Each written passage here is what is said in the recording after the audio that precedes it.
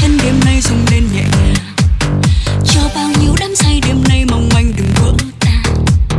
Thoát ra là thanh thang, chút hết đi lòng hoang mang, ngoài ấy xanh hồng màu tím vàng. Thôi quên đi bao nhiêu ưu tư, quên đi đừng lo gì, vui lên đi bao nhiêu đam mê, vui lên hơn nữa đi. Lung linh trong đầu, ta bay lên theo muôn màu, ước muốn đang trào dâng từ trong chiếc bóng. Bay lên trên mọi người rồi nhẹ nhàng lại bay lên, theo nụ cười dạng người bay lên cao như con cao.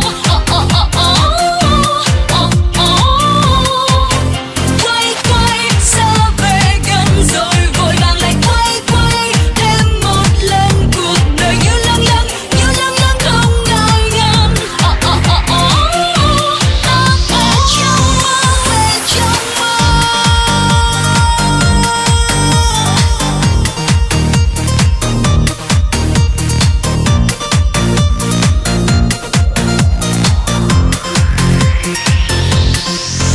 Cho bao nhiêu bước chân đêm nay rung lên nhẹ nhàng, cho bao nhiêu đắm say đêm nay mong manh đừng vỡ tan. Thoát ra là thanh thang, chút hết đi lòng hoang mang, ngoài ấy xanh hồng màu tím vàng. Thôi quên đi bao nhiêu ưu tư, quên đi đừng lo gì, vui lên đi bao nhiêu đam mê, vui lên hơn nữa đi. Lung linh trong đầu, ta bay lên theo muôn màu, ước muốn đang trào dâng từ trong chiếc bóng. Bay lên trên mọi người rồi nhẹ nhàng lại bay lên, theo nụ cười dạng người bay lên cao như con cao. Quay quay xa về gần rồi vội vàng lại quay quay thêm một lần, cuộc đời như lâng lâng không ngại ngần. Ta về trong mơ, về trong mơ.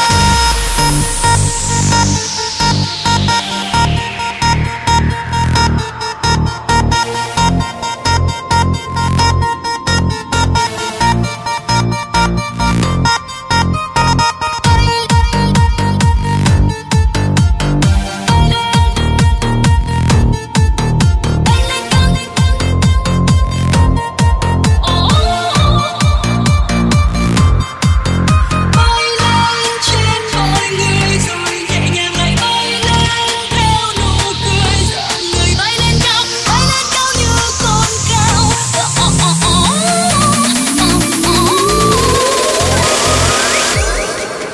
Quay quay xa về gần rồi vội vàng lại quay quay thêm một lần, cuộc đời như lâng lâng không ngại ngần. Ta về trong mơ, về trong mơ. Trên mọi người rồi nhẹ nhàng lại bay lên, theo nụ cười dạng người bay lên cao như con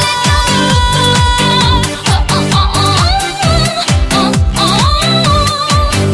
Quay quay xa về gần rồi vội vàng lại quay quay thêm một lần, cuộc đời như lâng lâng không ngại ngần.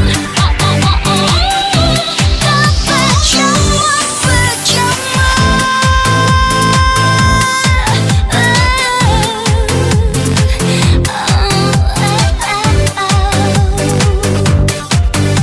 I wanna fly away.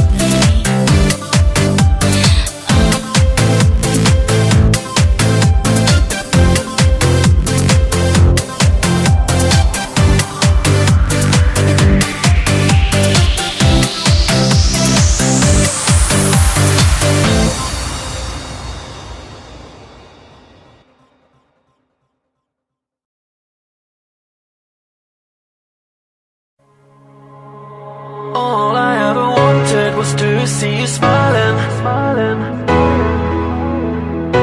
I know that I love you, oh baby, why don't you see?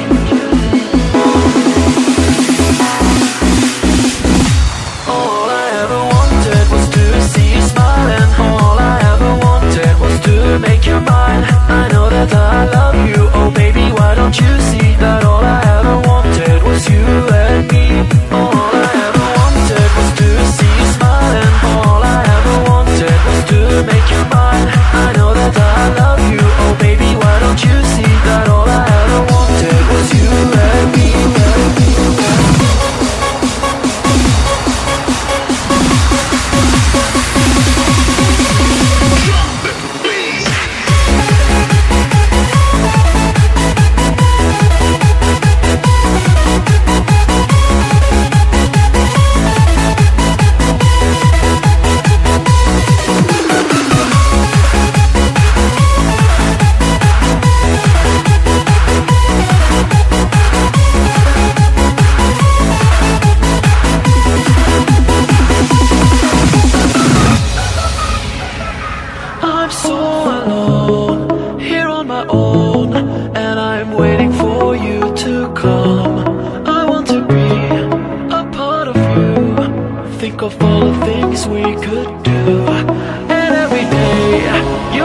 head.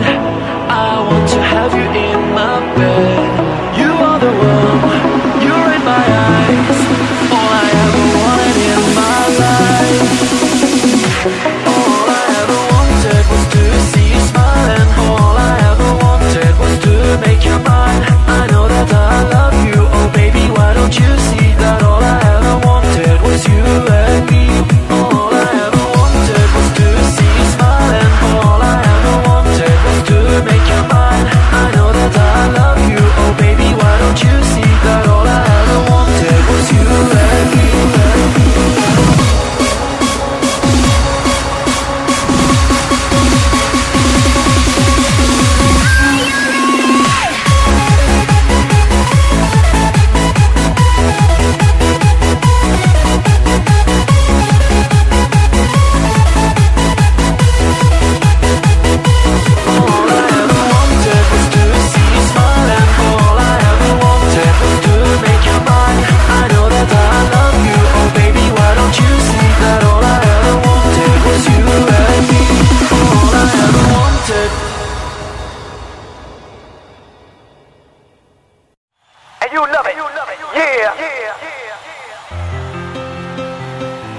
Check it out now.